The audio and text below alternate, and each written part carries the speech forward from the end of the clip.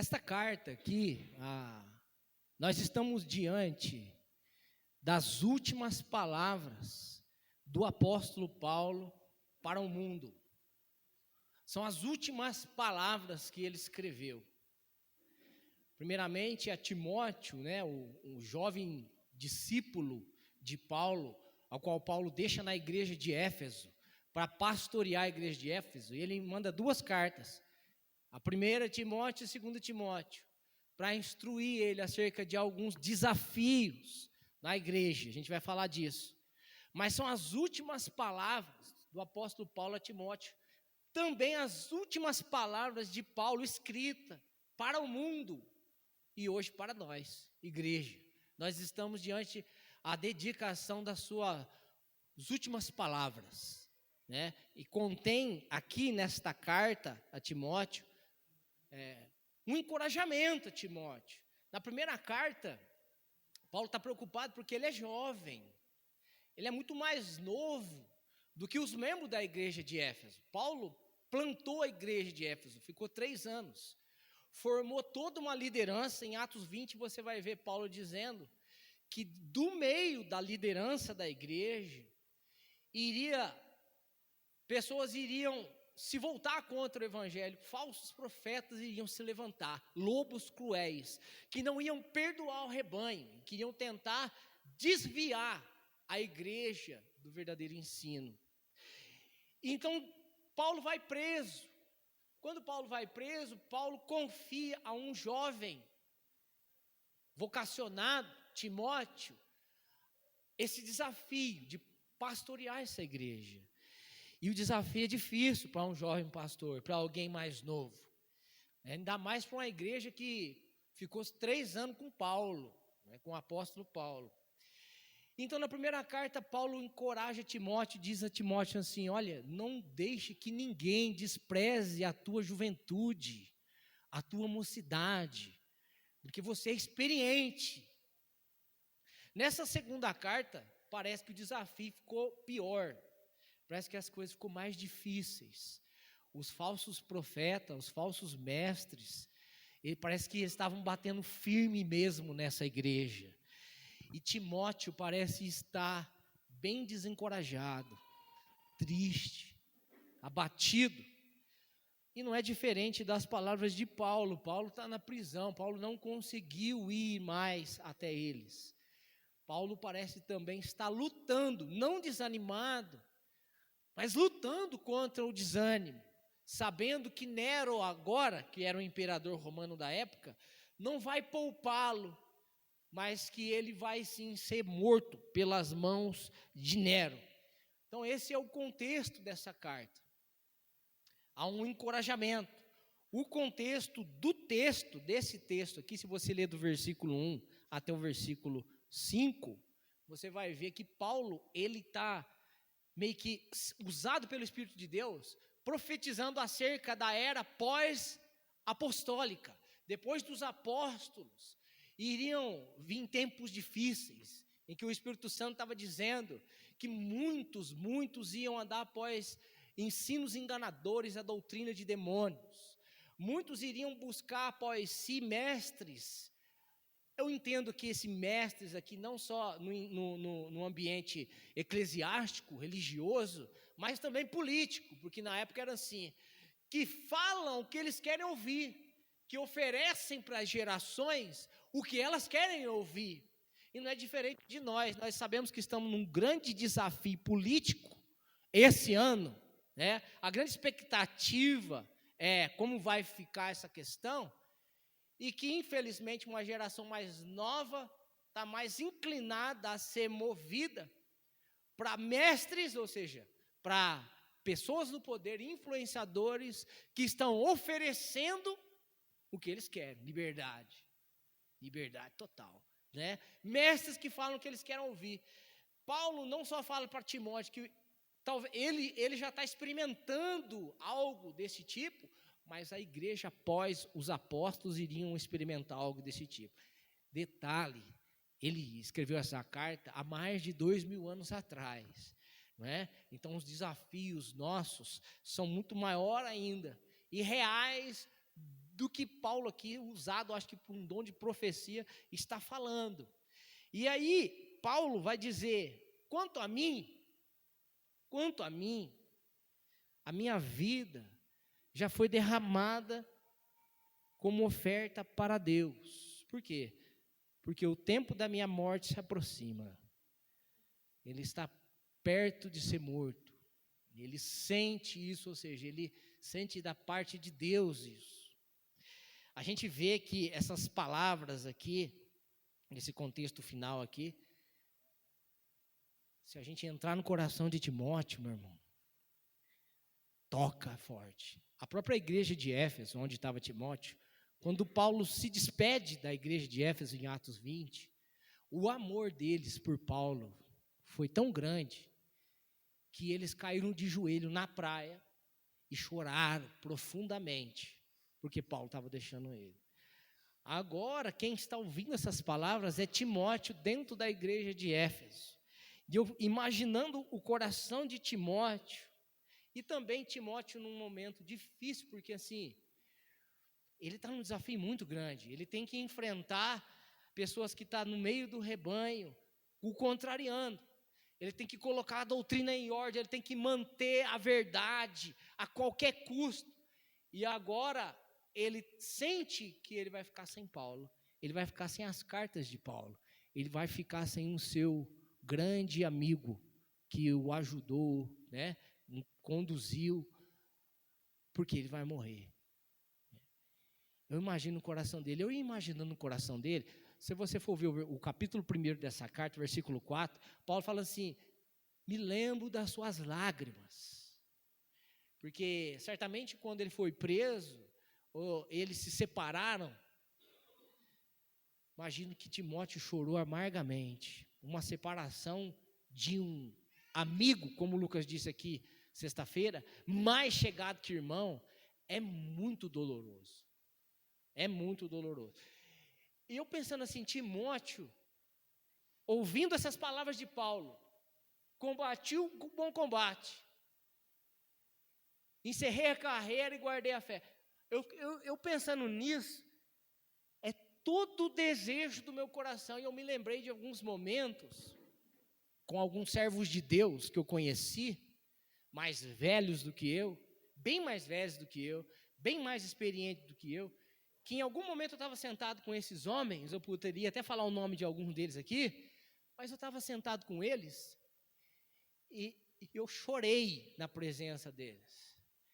Eu chorei dizendo, como se fosse uma oração, eu quero muito chegar na idade de vocês, com a fidelidade de vocês.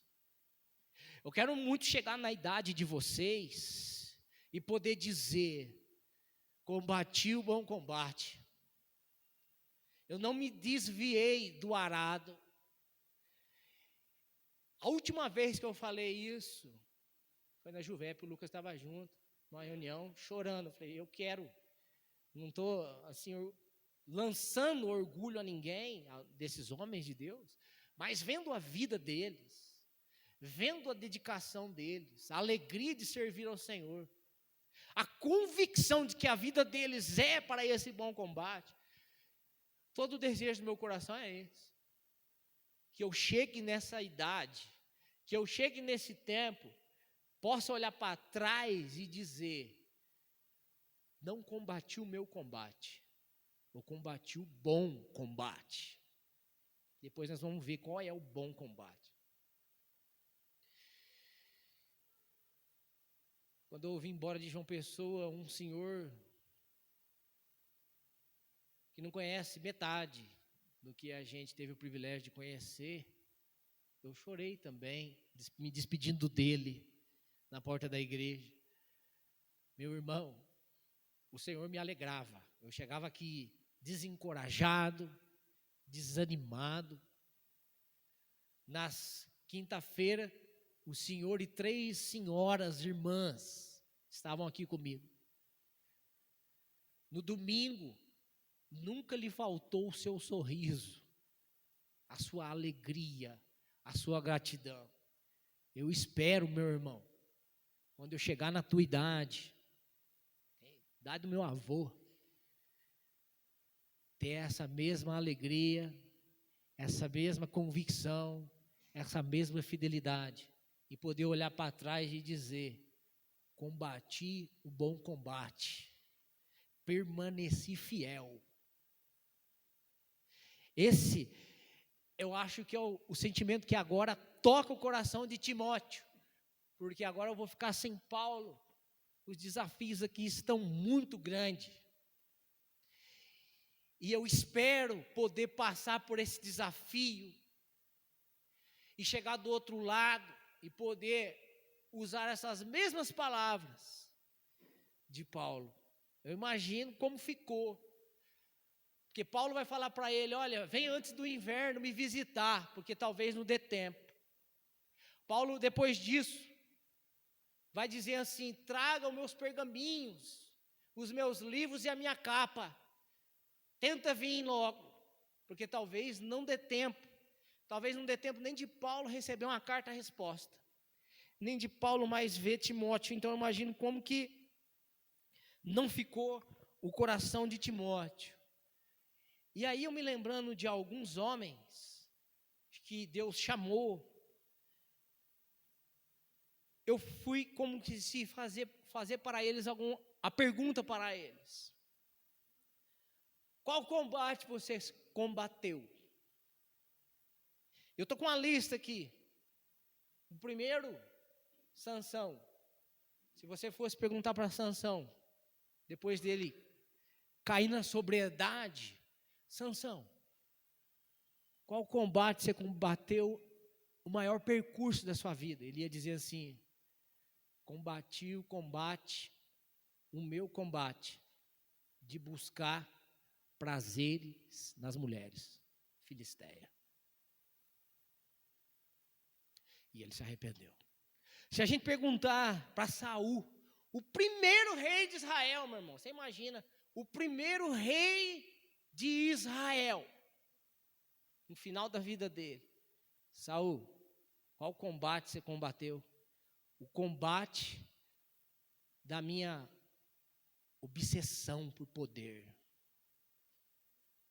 combate da minha arrogância, da minha presunção, me trouxe vergonha. Se a gente perguntasse para Manassés, também um rei de Israel, Manassés, apesar de ter colocado os filhos dele na fogueira de Moloque, e depois de ter se arrependido, Deus o perdoou.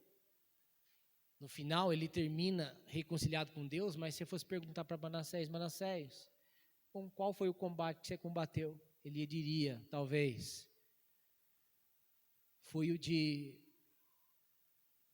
falar o que o povo quer ouvir. Se a gente perguntasse para Israel, o povo de Israel, depois que Deus colocou eles na melhor terra, Deus deu para ele uma cidade fortificada de muralhas, e aí eles se esquecem da missão, de que eles deveriam, diante das nações, louvar e adorar somente a Deus, e se voltam aos ídolos. Se a gente perguntasse para Israel no final do cativeiro: Israel, qual foi o bom combate? Qual foi o combate que vocês combateram?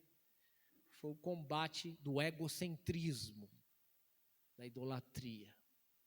E até hoje Israel precisa se voltar ao Senhor. Se a gente perguntasse para Demas, no versículo 10 aí, no capítulo 4, vamos ler o versículo 10. Paulo fala assim: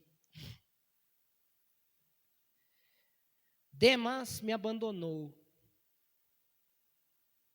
Andou com Paulo. Em algum momento andou no caminho da fé. Mas é o que Paulo fala: Demas me abandonou, pois ama as coisas desta vida, e foi para Tessalônica. Em outra tradução, amou o presente século. Demas amou as coisas deste mundo. Qual foi o combate de Demas? Amar as coisas desse mundo. Qual é a nossa? Qual tem sido o nosso? Se você perguntar aí no versículo 1, no versículo 2, quando diz aí, Paulo está falando que solenemente na presença de Deus e de Cristo Jesus, um dia julgará os vivos mortos, quando vier estabelecer seu reino. Pregue a palavra, esteja preparado, quer a ocasião seja favorável, quer não, corrija, repreenda, encoraje, com paciência e com bom ensino. Esse era o combate que Timóteo deveria viver. Aí o versículo 3, pois virá o tempo em que as pessoas já não escutarão o ensino verdadeiro, seguirão os próprios desejos e buscarão mestres que lhe digam apenas o que agrada os seus ouvidos. Se a gente perguntar para alguns líderes, influenciadores, tem alguns líderes de igreja hoje que é influencers, nunca foi pastor, é influencer, influenciadores. Os influenciadores dos últimos tempos, qual é o combate deles? É falar o que o povo quer ouvir. Para quê? Para tirar do povo o que o bolso dele quer. Se a gente perguntasse para alguém no pós-vida, alguém que morreu, aí eu me lembrei do rico, de Lucas 16, da parábola de rico e Lázaro. Rico foi cair em si só lá no inferno, porque ele achava que o combate dele já estava vencido só porque ele era filho de Abraão, só porque o nome dele estava na membresia dos descendentes de Israel. O nome dele estava no registro, sou da descendência, nasci em Israel, sou judeu. Essa foi a reivindicação do rico no inferno com o pai Abraão.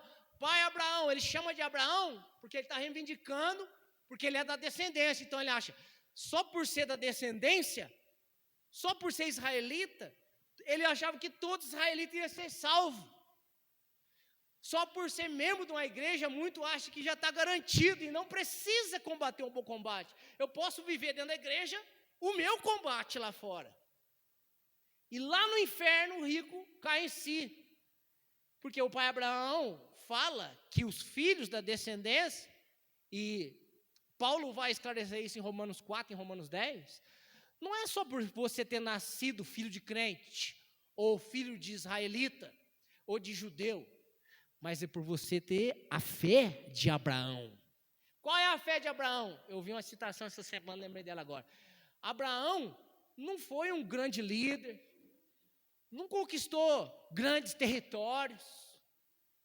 Abraão só obedeceu. Essa foi o bom combate, essa foi a carreira, esse foi o permanecer fiel de Abraão. Então lá no pós-vida, no inferno, alguém diria, o meu bom combate, ou seja, o meu combate foi viver pelas riquezas, porque eu achava que só porque o meu nome estava dentro dos descendentes de Israel, eu estava garantido. E não é bem assim o negócio. A fé sem obra no bom combate é morta. É morta. Ouvindo isso, irmãos, como chegar a isso? Como chegar a viver o bom combate? A esse combate que Paulo está falando aqui. Jesus precisa fazer sentido na nossa vida. Já parou para pensar nisso?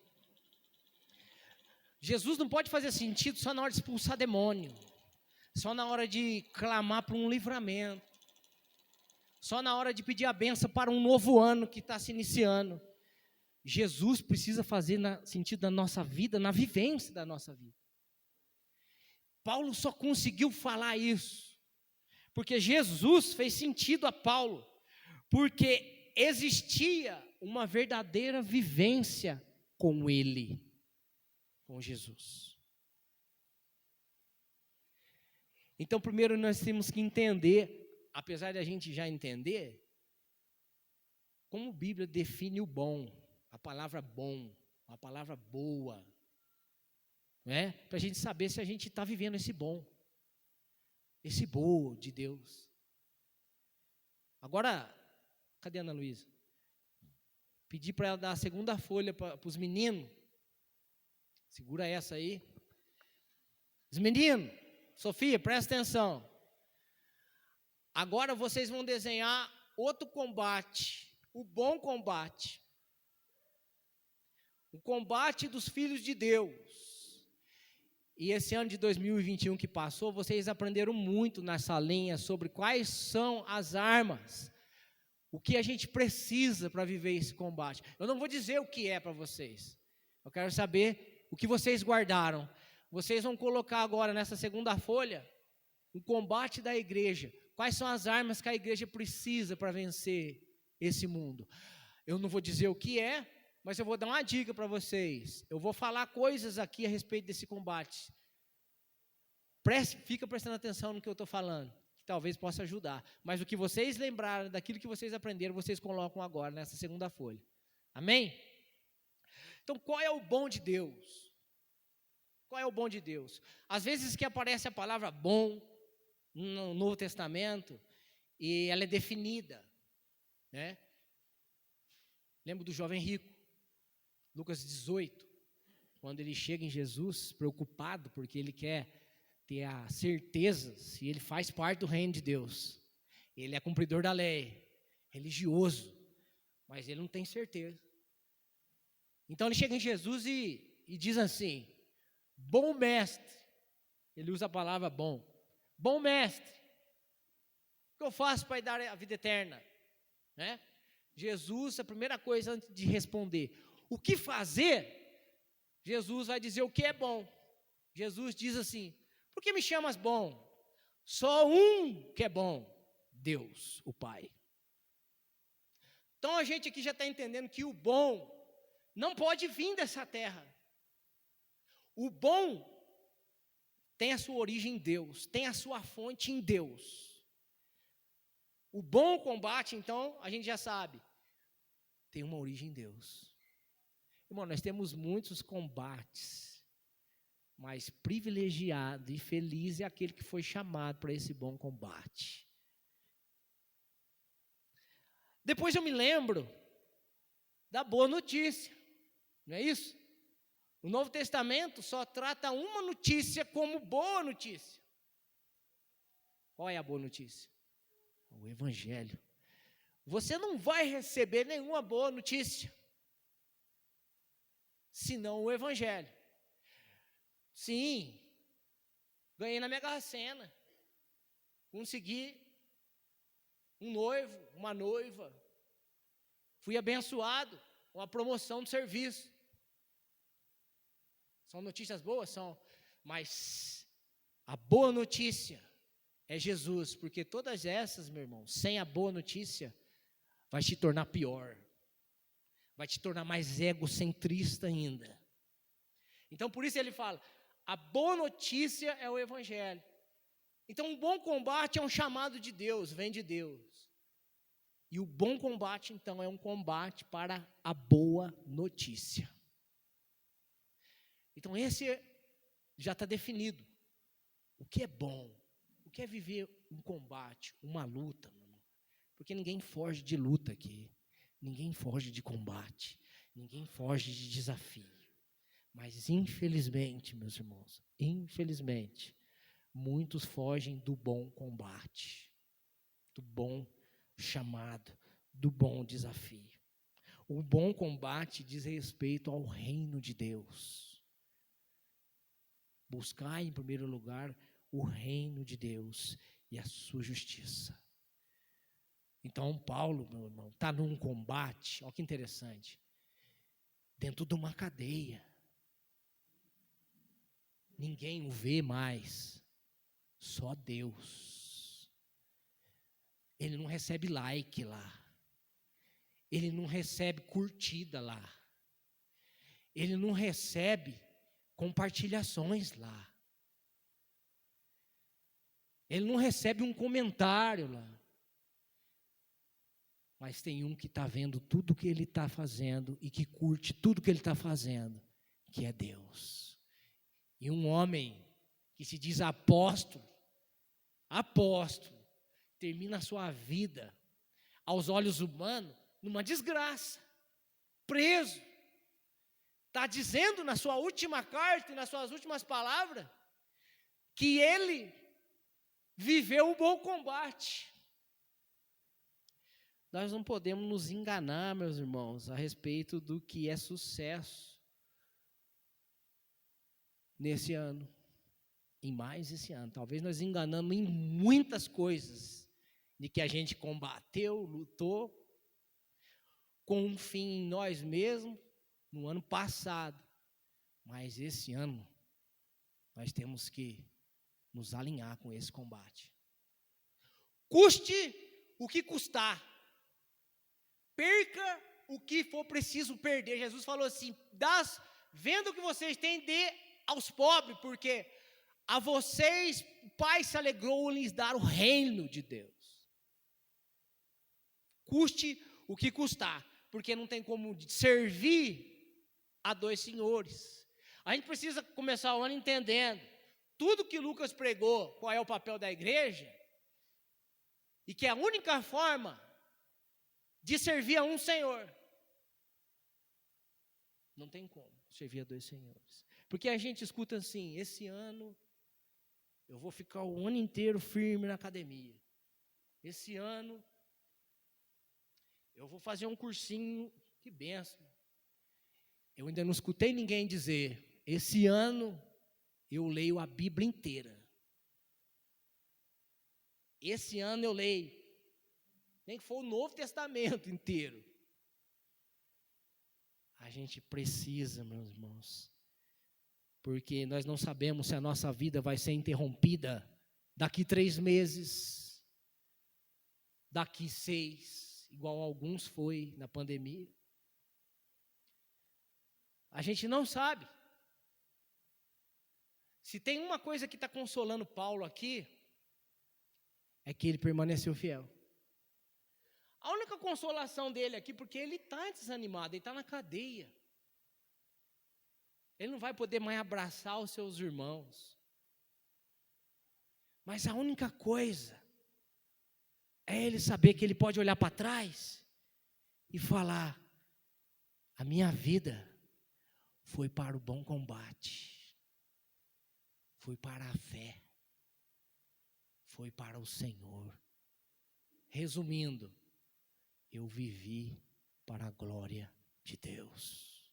Meus irmãos, esse final de ano foi o final de ano mais difícil da minha vida, apesar das cargas que todos nós, de 2 anos para cá, estamos trazendo de desafios na nossa igreja, específicos que nossa igreja viveu de 2 anos para cá, desafios da pandemia. Alguns de nós perderam entes queridos aqui. Eu perdi meu pai, outros perderam também. Esse último ano foi uma carga muito pesada. Por diversas vezes eu perdi as contas, eu achava que eu não ia conseguir chegar no final. Eu só pensava assim: Deus, eu só quero pelo menos encerrar o meu papel na igreja antes de eu sair de férias.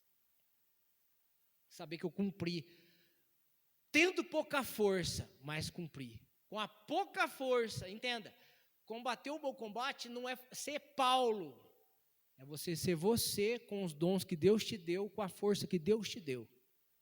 Nem mais, nem menos. Nem mais, nem menos. Vezes mais forte, mais animado, vezes mais fraco. Timóteo está fraco.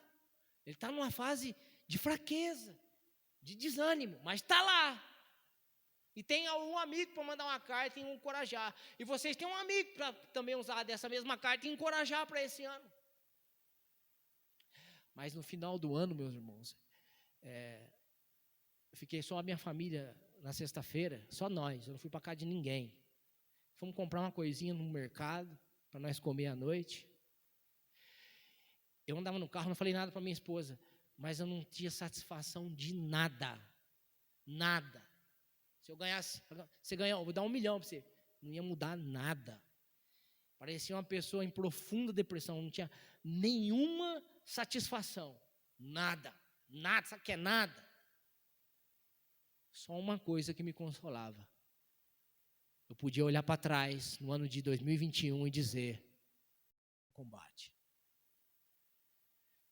Eu permaneci onde Deus me colocou, fazendo o que Deus me deu para fazer, dispensando dos dons que Deus me deu.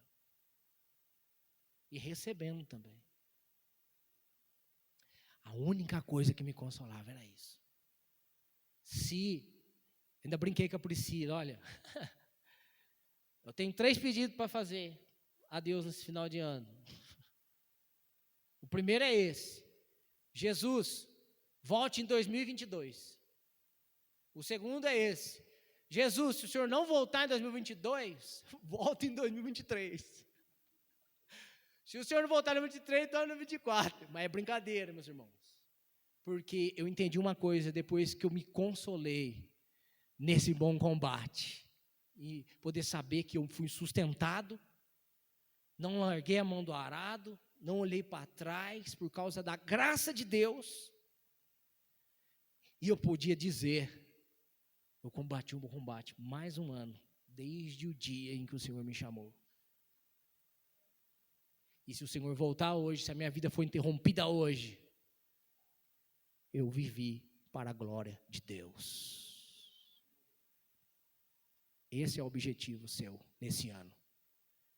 Esse o nosso objetivo nesse ano. Nós vimos sobre Sansão, o combate de Saul, o combate de Demas, né? O combate dos líderes deste presente século. Mas e Timóteo? Como Deus encoraja Timóteo, né? Vamos lá no capítulo 1, e eu vou encerrar aqui. Algo que também consolou demais. Capítulo 1, versículo 5. Versículo 5. Quem é Timóteo? Hoje é nós, somos nós. Nós somos o Timóteo que recebe essas palavras hoje, para viver esse ano. Poder chegar no final, como está no final dessa carta, e dizer: eu combati um bom combate. Eu combati um bom combate junto com a igreja em 2022. Então, olha lá, versículo 5. Paulo fala assim: o alvo de minha instrução é o amor. Não, perdão. 2 Timóteo, né? 1:5. A Bíblia foi lá para o primeiro. Lembro-me, olha o que ele está falando para Timóteo. Lembro-me de sua fé sincera, como era de sua avó, Lóide, e de sua mãe Eunice. E sei que em você essa mesma fé continua firme. Alguns pontos aqui para que nos encorajar para esse ano também, a viver os pontos que o Lucas pregou sexta-feira, que é esse bom combate. Paulo está falando da fé. E é interessante como Paulo é singelo. Paulo não fala assim: é a última carta, talvez não dê tempo de eu escrever outra. É as minhas últimas palavras. Eu vou encher ele. Eu vou falar com ousadia, eu vou encher ele de coisas poderosas, sabe? Eu vou falar de pessoas grandiosas na fé. Ele podia falar: olha, eu lembro da sua fé sincera, Timóteo, igual a de Abraão. A sua fé é igual a de Moisés, igual de Davi, o guerreiro Davi. Fica firme, cara, porque a sua fé é a sua fé. Não, é igual a da sua avó. Olha que coisa maravilhosa. Paulo vai no berço. Paulo vai no berço da comunhão, do relacionamento, do real, do que é palpável. Timóteo, ele lembra Timóteo da fé da avó dele. Quando eu li isso aqui, meu irmão, é isso. Alguns irmãos convivem conosco. Talvez a sua mãe não foi evangélica, o pai. Eu também não vim de berço evangélico. Entende? Mas você está no meio de uma comunidade agora. No meio de irmãos simples. De irmãos que nunca pegou esse microfone, nunca pegou um violão e nunca faltou de um culto. Que entrou, sentou no fundo e foi embora. E ficou o ano todo aqui. E não veio aqui por homens. Pessoas que o Senhor me fez em 2022 olhar e falar: você já observou a fé dessa irmã? Eu tenho que tomar um café com essa irmã agora e pedir para ela: irmã, conta a história da sua vida para mim, da sua conversão. Eu fui lá na casa dela, sentei e conta para mim. E ouvi ela. É isso. Eu falei para Priscila, se ele tivesse escrevendo a carta para você, ele ia falar: lembra da fé do seu pai. Um homem simples, com uma formação simples, numa pequenininha igreja em Pinhal, que toda madrugada nós escutava a voz dele da cozinha, por horas, orando por todos. Ele fala: lembro da fé da sua avó Lloyd e de sua mãe Eunice, e sei que em você é essa mesma fé. Não é a mesma fé de Abraão, ele fala, que é, mas ele fala, é a mesma fé delas. Duas mulheres. Paulo vai citar duas mulheres, irmão. O que é na cultura citar duas mulheres para um pastor de uma igreja? A avó e a mãe. Como eu disse, talvez alguns de nós aqui não tenham a mãe, não tenham o pai, não vem de berço evangélico, a gente não pode olhar para a mãe e para o pai, mas você tem um amigo, você tem uma amiga, você tem alguém. Mas o teu filho, a tua filha, quando ela estiver grande, que ela possa se lembrar da sua fé, da sua fé. Pai, da sua fé, mãe. Não é da fé minha, não é da fé do Lucas, é da fé tua.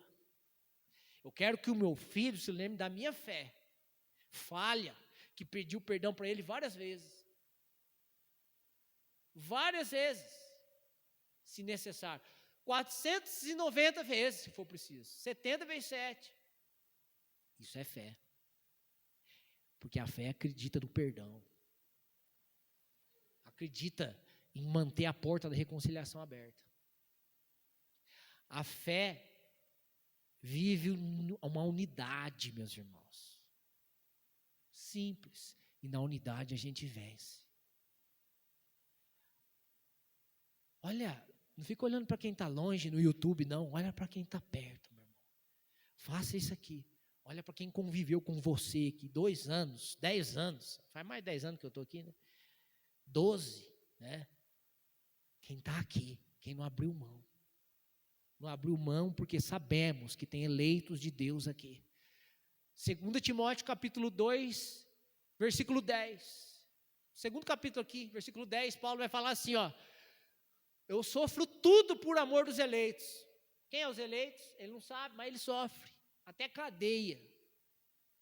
É esse amor, é essa fé, é esse esforço falho nosso. Às vezes não dá para atender como gostaríamos de atender a todo mundo fora daqui, mas nós acreditamos nessa palavra. É essa fé. Versículo 6. Por isso quero lembrá-lo. Aí ele vai falar assim: nesse ano, você, Timóteo, eu quero te lembrar de avivar a chama do dom que Deus lhe deu. Para Timóteo aqui ele fala, quando eu impus a mão sobre você. Mas Deus deu o dom a você. Não existe ninguém, igreja de Cristo, sem dom. Aviva isso para esse ano. Aviva esse dom. E ele fala, se lembrando da sua avó e da sua mãe, se lembrando dos seus irmãos que serviram, que estão aqui, dos que estão próximos, dos que tiveram aqui toda quinta te esperando. Aviva a chama do dom que Deus lhe deu, versículo 7. Porque Deus não deu um espírito que produz temor e covardia, mas sim nos dá poder, amor e autocontrole. O espírito que está em nós, meu irmão, é um espírito de poder de Deus. É o dunamis, é o poder de Deus. Sabe qual é o poder de Deus? É o Espírito Santo. Quem é o Espírito Santo? Não é abaixo de Deus, é Deus. Em nós, que nos dá a capacidade de amar, que nos dá a capacidade de poder, coragem, amor e autocontrole. A gente precisa confiar nessas palavras e avivar esse dom que Deus nos deu. E eu encerro retornando lá no capítulo 4, versículo 7 e 8, para que a gente possa chegar no final do mês, no final da semana, no final do mês, no final do semestre, no final do ano, e dizer: combati um bom combate, encerrei a corrida ou a carreira, né? Combati, lutei um bom combate, terminei a corrida e permaneci fiel. Agora o prêmio me espera. Paulo está falando, ele está chegando lá, e a coroa de justiça que o Senhor, o justo juiz, me dará no dia de sua volta.